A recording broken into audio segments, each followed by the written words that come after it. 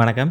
இன்றைக்கி நம்ம ஆட்டோகேடில் ஒரு டிராயிங் வரைஞ்சி முடிச்சதுக்கப்புறம் எப்படி வந்துட்டு ஒரு A3க்கான லேஅவுட் செட் பண்ணிவிட்டு நம்ம ஆட்ரிபியூட்ஸ் கீழே பார்த்தீங்கன்னா டேபிள்ஸ்லாம் இருக்கும். இந்த டேபிள்ஸ்லாம் வந்துட்டு எப்படி கிரியேட் பண்ணி பிரிண்ட் அவுட் எடுக்கிறது அப்படின்னு சொல்லி பார்க்கலாம். ஸோ ஒவ்வொரு டயக்ராமுக்கும் நான் அந்த மாதிரி லேஅவுட் செட் பண்ணேன்னா நிறைய டைம் கன்சியூம் பண்ணும். எதிரவே இது நம்ம வந்து ஒரு ஆட்ரிபியூட்ஸ் டைப்பில் நம்ம கிரியேட் பண்ணி ஒரு டெம்ப்ளேட்டாக சேவ் பண்ணி வச்சிட்டோம்னா எப்போ வேண்டாலும் இந்த ஃபைலை எடுத்து நம்மளால் லோட் பண்ணிக்க முடியும். அப்படி இல்லைன்னா நீங்கள் நினச்சி பாருங்கள், ஒரு டயக்ராம் வரைவீங்க, அதுக்கப்புறம் ஒரு A3 சீட்டுக்கு தகுந்த மாதிரி ஒரு ரெக்டாங்கிள் பாக்ஸ் போட்டு கீழே டேபிள் போட்டு எல்லாம் எழுதிட்டு இருப்பீங்க. இதுக்கே உங்களுக்கு 1 மணி நேரம் 2 மணி நேரம் டைம் எடுக்கும். ஸோ இந்த டைமை நம்ம சேவ் பண்ணணும்னா ஒரே வழி ஆட்ரிபியூட்ஸ் கிரியேட் பண்ணுறது தான். ஆட்ரிபியூட் கிரியேட் பண்ணணும்னா என்ன பண்ணணும்னா, ஃபஸ்ட்டு நீங்கள் ஒரு டயக்ராம் வரைஞ்சிருப்பீங்க இல்லையா? ஸோ இந்த டயக்ராம் வரைஞ்சதுக்கு அப்புறம் நம்ம வந்து ஒரு ரெக்டாங்கிள் பாக்ஸ் ஒன்று போட்டுக்கணும்.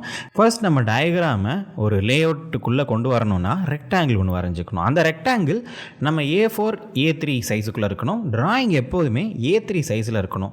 நம்ம இப்போது வரைஞ்சிருக்கிற இந்த டயக்ராமோட யூனிட் எல்லாமே யூனிட்டை பார்த்தீங்கன்னா இன்ச்சஸில் தான் நம்ம வரைஞ்சிட்ருக்கோம். அதனால் நம்ம வந்து A3 கிரியேட் பண்ணும்போது நம்ம வந்து இன்ச் கணக்கில் தான் வைக்கணும். அதனால் வந்து நான் ஃபஸ்ட்டு ரெக்டாங்கிள் வரைகிறேன். REC for rectangle. ரெக்டாங்கிள் வரையும்போது நம்ம டயக்ராமை கவர் பண்ணுற மாதிரி கார்னர்லேருந்தே நம்ம ட்ரா பண்ணலாம். கார்னர்லேருந்து ட்ரா பண்ணும்போது ஹரிசாண்டலில் எவ்வளோ வேல்யூ இருக்கணும், வெர்டிக்கலில் எவ்வளோ வேல்யூ இருக்கணும் அப்படின்னு சொல்லி கேட்குது. இன்ச்சஸில் இது எவ்வளோன்னு சொல்லி பார்த்தீங்கன்னா 16.5. ஸோ இதுதான் வந்து ஹரிசாண்டல் டிஸ்டன்ஸ் ஆஃப் இன்ச்சில். இதே இது வந்து வெர்டிக்கலில் எவ்வளோ அப்படின்னா 11.7 கொடுத்துட்டு என்டர் கொடுத்துட்டிங்கன்னா நமக்கு A3 சீட் கிடச்சிருச்சு. ஸோ இதை வந்து நம்ம மூவ் பண்ணி நம்ம டயக்ராமுக்குள்ளே ஈவனாக இருக்கிற மாதிரி நம்ம க்ரியேட் பண்ணிக்கலாம். ஏன் இந்த ஸ்பேஸ் விடுறோம் அப்படின்னு கேட்டிங்கன்னா, டயக்ராமுக்கு நம்ம ஹெட்டிங்கும் கீழே வந்து டிஸ்கிரிப்ஷனுக்கு நம்ம வந்து டேபிளும் க்ரியேட் பண்ணணும். ஸோ டேபிள்னால் நார்மல் டேபிள் கமெண்ட் கொடுக்கக்கூடாது, ஏன்னா நம்ம க்ரியேட் பண்ணுறது எல்லாமே ஆட்ரிபியூட்ஸ்க்காக. ஓகே, இப்போ வந்து நம்ம ஒரு ரெக்டாங்கிள் க்ரியேட் பண்ணியிருக்கோம். அதுக்கப்புறம் கீழே வந்து நம்ம ஒரு ஆட்ரிபியூட்ஸுக்காக ஒரு டேபிள் போட போகிறோம். ஸோ அந்த டேபிள் வந்து நம்ம நார்மலாக லைன் டூல் எடுத்து க்ரியேட் பண்ணிக்கலாம். ஸோ ஓகே, இப்போ பாருங்கள், இப்போ நான் வந்து மறுபடியும் ஒரு ரெக்டாங்கிள் ஸோ உங்களுக்கு ஷோ பண்ணணுன்றதுக்காக நான் ஃபுல் டீட்டெயில்ஸாக இல்லாமல் ஒரு சிம்பிளான ஒரு இதாக க்ரியேட் பண்ணுறேன். ஸோ காப்பி பண்ணி இப்படி ஓகே நடுவில் லைன் போட்டு நான் இதை பிரிச்சுக்கிறேன். ஸோ இந்த இடத்துல பாருங்கள், இந்த இடத்துல நீங்கள் கொஸ்டின் எழுதிட்டு இதுக்கு வந்து நம்ம ஒரு ஆன்சர் வந்து க்ரியேட் பண்ணிக்கலாம்.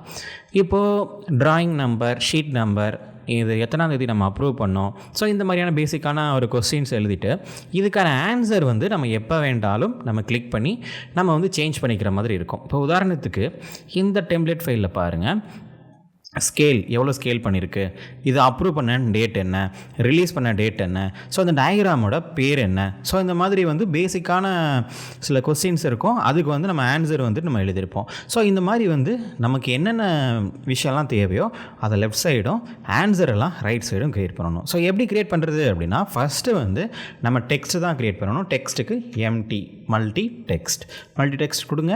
ஸோ எந்த இடத்துலேருந்து எந்த இடம் கவர் ஆகணுமோ அதை நம்ம ட்ராக் பண்ணி உள்ளே என்ன எழுதணும். உதாரணத்துக்கு நம்ம வந்து இதை ட்ராயிங் நம்பர் அப்படின்னு சொல்லிட்டு ஃபஸ்ட்டு எழுதிக்கலாம். ஸோ ட்ராயிங் நம்பருக்கு இது ஏன் வந்துட்டு இந்த மாதிரி கட்டமாக இருக்குன்னா, ஃபாண்ட் அந்த ஸ்டைலில் இருக்குது. ஸோ அதனால தான். ஸோ இந்த ட்ராயிங் நம்பரே நம்ம அப்படியே காப்பி பண்ணி கீழே வச்சுக்கலாம். மறுபடியும் பேஸ்ட் பண்ணிக்கலாம். காப்பி பேஸ்ட்டுக்கு Ctrl+V Ctrl+C. இப்போ ட்ராயிங் நம்பருக்கு கீழே வந்து நம்ம டேட்டு, கீழே வந்து அப்ரூவ்டு பை. ஸோ இதை அப்ரூவ் பண்ண இன்ஜினியரோட பேருக்காக நம்ம அப்ரூவ்டு பை அப்படின்றது வச்சுருக்கோம்.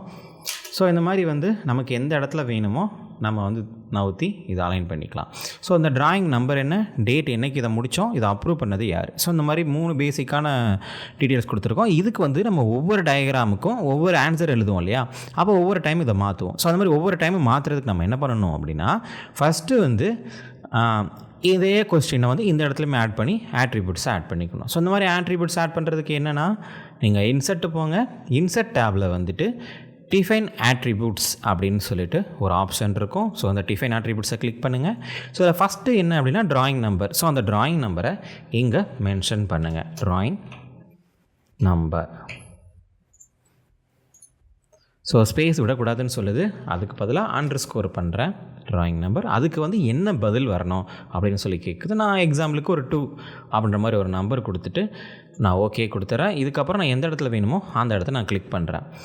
ஸோ ட்ராயிங் நம்பர் அடுத்து தான் வந்து டேட், மறுபடியும் எகெயின் டிஃபைன் attributes. ஸோ இந்த இடத்துல வந்து டேட், இந்த டேட்டுக்கு வந்து என்ன டேட் வரணும். ஸோ இன்றைக்கி டேட்டு வந்து நான் இதை மென்ஷன் பண்ணிக்கிறேன். ஸோ இன்றைக்கி டேட் வந்து 14 மார்ச் 2023. ஓகே. ஸோ இது ஏன் மாறலை அப்படின்னா, இது நம்ம கடைசியாக வந்து நம்ம ஒரு பிளாகாக சேவ் பண்ணால் தான் மாறும். அது வரைக்கும் நம்ம கொஸ்டின் மாதிரி தான் இருக்கும். இப்போ கடைசியாக வந்து அப்ரூவ்டு பை. ஸோ அப்ரூவ்டு பையில் நம்ம எகெயின் இங்கே இருக்கிற அதே கொஸ்டினை வந்து எழுத வேண்டியதான். ஸோ ஸ்பேஸ் விடக்கூடாது, அண்டர்ஸ்கோர் அப்ரூவ்டு பை. ஸோ இதை அப்ரூவ் பண்ணது.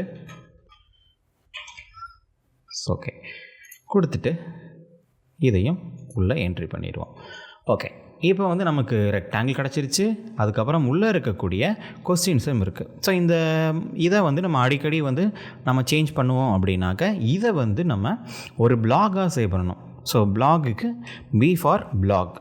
ஸோ இந்த பிளாக் எங்கே இருக்கும் அப்படின்னு கேட்டிங்கன்னா, இன்சர்ட் டேப்பில் வந்துட்டு நீங்கள் பிளாக் கிரியேட்டிவ் பிளாக், அதாவது டிஃபைன் attributesக்கு லெஃப்ட் சைடில் கிரியேட் பிளாக் இருக்கும். ஸோ அந்த கிரியேட் பிளாக் கிளிக் பண்ணுங்கள்.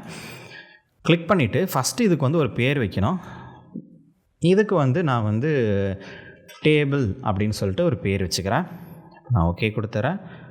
முதல்ல ஆப்ஜெக்டை செலக்ட் பண்ண சொல்லுங்கன்னு சொல்லுது. ஸோ ஆப்ஜெக்ட் என்னென்ன ஆப்ஜெக்ட் அப்படின்னா, ஸோ இந்த பெரிய நம்ம அவுட்டரில் க்ரியேட் பண்ண ரெக்டாங்கிளும் இன்னரில் இருக்கக்கூடிய ஸோ இந்த டேபிளும் செலக்ட் பண்ணிவிட்டு நான் என்ட்ரு கொடுத்துட்டேன் அப்படின்னாக்க இங்கே ஷோ ஆகும், குட்டியாக நமக்கு ஷோ ஆகும். இது நம்ம ஓகே கொடுத்துட்டோம் அப்படின்னா இப்போ பாருங்கள், ட்ராயிங் நம்பருக்கு ஏற்ற மாதிரி நம்பர் மாறிடுச்சு, டேட்டுக்கு ஏற்ற மாதிரி டேட்டும் மாறிடுச்சு, அப்ரூவ் பண்ணது யார் அப்படின்ற டீட்டெயில்ஸும் மாறிடுச்சு. இதை நீங்கள் எப்போ வேண்டாலும் நீங்கள் டீட்டெயில்ஸை நீங்கள் இங்கே சேஞ்ச் பண்ணிக்கலாம். ஓகே, ஒவ்வொரு டைமும் நம்ம ட்ராயிங் நம்பர் மாற்றுறது, டேட் மாற்றுறது, ஸோ இது எல்லாத்தையும் வந்து ஒவ்வொரு டைமும் மாற்றுறதுக்கு பதிலாக நம்ம இந்த மாதிரி attributesல க்ரியேட் பண்ணி வச்சிட்டோம் அப்படின்னா எப்போ வேண்டாலும் நம்ம டபுள் கிளிக் பண்ணி நம்ம அந்த ப்ராப்பர்ட்டிஸையும் டெக்ஸ்ட்டோட ஃபாண்ட்டு, சைஸு, கலரு எல்லாத்தையுமே நம்மளால் மாற்றிக்க முடியும். இப்போ உதாரணத்துக்கு வந்து நான் கலரை நான் சேஞ்ச் பண்ணி காட்டுறேன், உங்களுக்கு டிஃப்ரென்ஸ் தெரியுது பாருங்கள். ஈஸியாக நீங்கள் ஒரே ஒரு சிங்கிள் கிளிக் பண்ணிவிட்டு நீங்கள் இதை ஒவ்வொரு டைமும் சேஞ்ச் பண்ணிக்க முடியும். ஸோ இந்த டயக்ராமில் நம்ம லே அவுட் க்ரியேட் பண்ணியிருக்கோம்.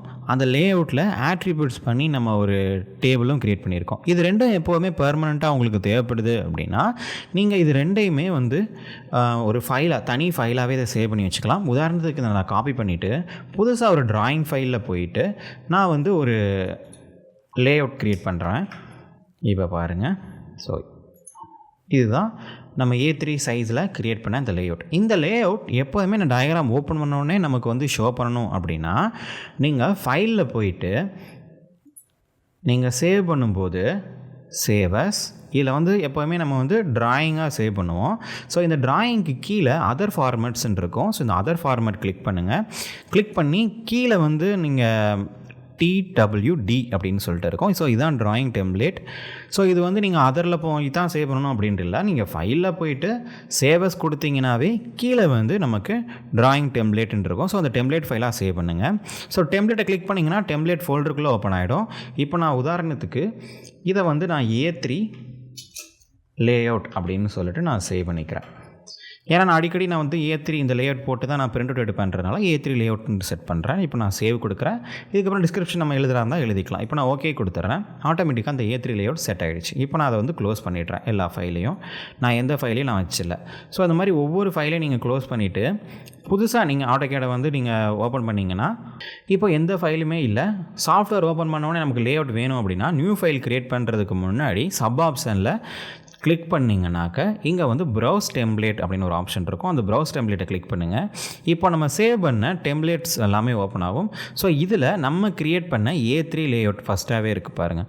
ஸோ இதை கிளிக் பண்ணி ஓப்பன் பண்ணிங்கன்னா நம்ம அங்கே கொடுத்த attributes, அதுக்கப்புறம் லேஅவுட் செட் பண்ண ரெக்டாங்கிள், ஸோ இது எல்லாமே சேர்ந்து ஒரே நேரத்தில் வரும். இனி உங்கள் டயக்ராமை இந்த லேஅவுட்டுக்குள்ளே வச்சு நம்மளால் ஈஸியாக பிரிண்ட் அவுட் எடுத்துக்க முடியும். ஸோ இந்த மாதிரி சிம்பிளான வழியில் attributes யூஸ் பண்ணி ஒவ்வொரு டைமும் இந்த டெம்ப்ளேட்டாக சேவ் பண்ணிவிட்டு நம்ம எவ்ரி டைம் சேவ் பண்ணி பிரிண்ட் அவுட் எடுத்துக்கலாம். நம்ம வெப்சைட்லேயே ஆட்டோகேடுக்கான ஃபுல் கோர்ஸ் இருக்குது. அதை நீங்கள் அக்சஸ் பண்ணுறதுக்கு கீழே இருக்கக்கூடிய டிஸ்கிரிப்ஷன் லிங்கை கிளிக் பண்ணாவே போதும். இதே மாதிரி இன்னொரு நல்ல வீடியோவில் பார்க்கலாம். அது வரைக்கும் பாய்.